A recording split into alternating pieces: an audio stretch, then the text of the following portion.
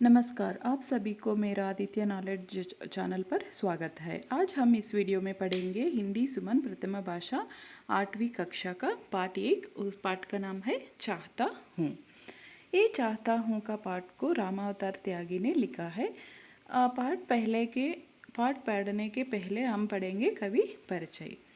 रामावतार त्यागी का जन्म सन 1925 को मुरादाबाद जिले को कुरकावली ग्राम में ब्राह्मण परिवार में हुआ।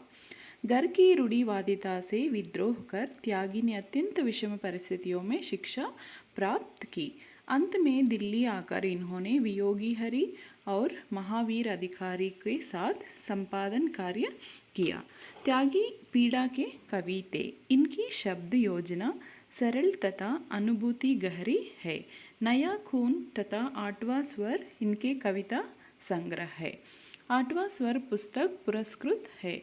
इन निधन सन 1982 को हुआ। ये है कवि का परिचय। रामावतार त्यागी का जन्म सन 1925 को मुरादाबाद जिले के कुरकावली ग्राम यानी ये रहता है उत्तर प्रदेश स्टेट में ब्राह्मण परिवार में हुआ था। और इनका घर की रूढ़िवादिता यानी इनके घर के बहुत रूढ़िवादिता यानी अनुधारावाद से विद्रोह होकर उन्होंने बहुत कष्ट से विद्या प्राप्त किया। और त्यागी ने अत्यंत विषम परिस्थितियों में त्यागी का शिक्षण अत्यंत विषम यानी कठिन परिस्थितियों में इनका शिक्षा प्राप्त हुआ। अंत में इन्होंने क्या किया, दिल्ली को आकर उन्होंने उनका दो योगी हरि और महावीर अधिकारी नाम का दो आदमी के साथ संपादन कार्य करने के लिए उन्होंने लगा।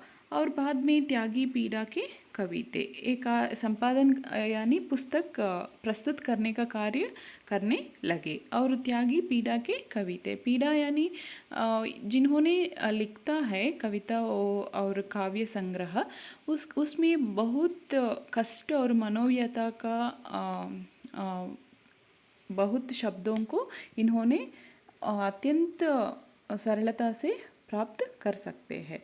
और इनकी शब्द योजना सरल तथा अनुभूति गहरी है। और जिन्होंने लिखता है उसमें गहरी यानी डीप चेस्टेड जो कविता और संग्रह को हमें पढ़ते हैं हम उसमें बहुत डीप चेस्टेड हो जाते हैं। ऐसा नया खून और आठवां स्वर इनका फेमस कविता संग्रह है। और इन्होंने आठवां स्वर पुस्तक को भी पुरस्कार भी मिला है।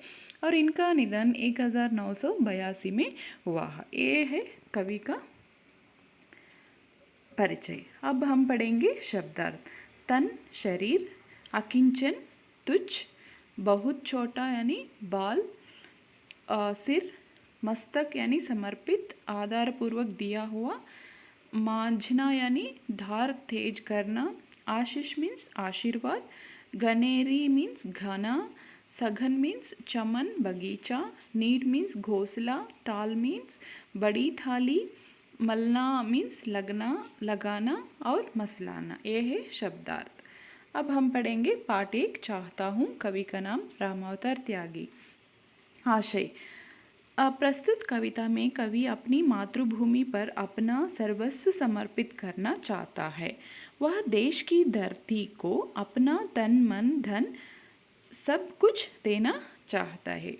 ये पाठ का आशय क्या है, यानी प्रस्तुत कविता में कवि चाहता है कि अपनी मातृभूमि पर अपना सर्वस्व देने के लिए वो समर्पित करने के लिए चाहता है। और देश की धरती को अपना पूरा तन मन धन सब कुछ समर्पित करने के लिए वो तैयार है। इधर हम पढ़ेंगे पाठ। मन समर्पित तन समर्पित और यह जीवन समर्पित चाहता हूँ देश की धरती तुझे कुछ और भी दूँ। माँ तुम्हारा ऋण बहुत है मैं अकिंचन किंतु इतना कर रहा फिर भी निवेदन।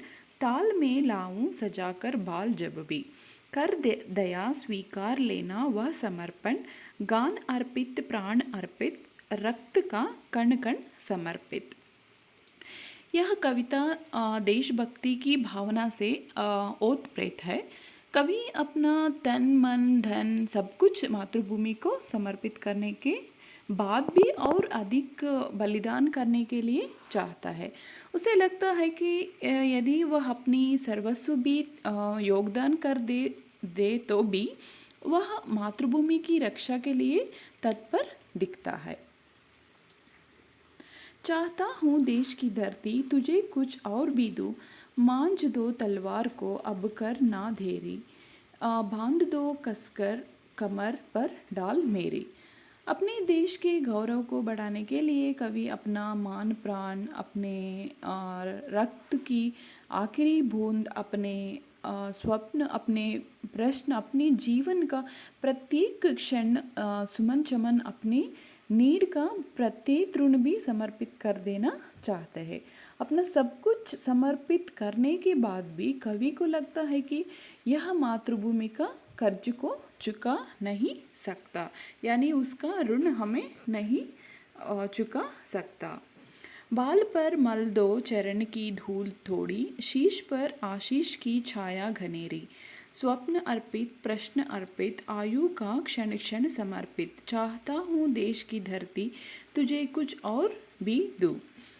वो चाहते हैं कि उसका शीश पर युद्ध में यानी युद्ध में जाने से पूर्व कवि अपनी तलवार की धार को तेज करते हैं और अपनी कमर पर ढाल बांधते हैं कि कवि सारे मोह माया को बंधन को तोड़कर अपने घर आंगन से क्षमा भी मांगते हुए एक हाथ में तलवार और एक हाथ में तिरंगा लिया युद्ध तैयारी करते हैं। तोड़ता हूँ मोह का बंधन क्षमा दो, गाँव मेरे द्वार घर आंगन क्षमा दो, आज सीधे हाथ में तलवार दे दो और भाई हाथ में ध्वज को थमा दो। ये सुमन लो ये चमन लो, नीड का तृण तृण समर्पित, चाहता हूँ देश की धरती तुझे कुछ और भी दूँ। कवि के ऊपर मातृभूमि ने इतने उपकार किया है कि वह अपना सब कुछ मातृभूमि पर समर्पित कर देना चाहते हैं। जो युद्ध में जाने से पूर्व कवि अपने तलवार की धार को तेज करते हैं और कमर पर ढाल बांधते हुए कवि सारे मोह माया को बंधन को तोड़कर अपने घर आंगन से क्षमा मांगते हुए ऐसा बोल रहा है। इस पंक्ति के माध्यम से कवि अपनी मातृभूमि से यह निवेदन करना चाहते हैं कि जब भी वह अपनी मातृभूमि की रक्षा के लिए अपने शीश को अर्पित करे तो वह उसे उसकी भेंट समझकर स्वीकार कर लेते हैं। कवि मोह माया के सारे बंधन को तोड़कर अपनी मातृभूमि की रक्षा के लिए युद्ध के लिए प्रस्थान करना चाहते हैं। और रामावतार त्यागी ने कवि रामावतार बताना चाहते हैं कि अपने गांव और घर के प्रति वह अपने कर्तव्यों को पूरा नहीं कर पाता, इसलिए क्यों पूरा नहीं कर पाता, यानी उन्होंने देश के लिए जा रहा है ना, इसलिए वह अपने गांव घर से भी क्षमा मांगना चाहते हैं। अंततः रामावतार त्यागी ने बताना चाहता है कि मातृभूमि द्वारा ही हमें भोजन जल हवा आवास इत्यादि सब कुछ प्राप्त होता है। अंततः हमारे ऊपर मातृभूमि के बहुत सारे ऋण है। ये इस पाठ के द्वारा हमको कवि ने बताना चाहते हैं। इससे मैं इस पाठ को पूर्ण कर रहा हूँ। मैं समझते हूँ आपको ये पाठ अच्छा से मालूम हुआ। मेरा चैनल पर देखने के लिए आप सब कुछ को धन्यवाद।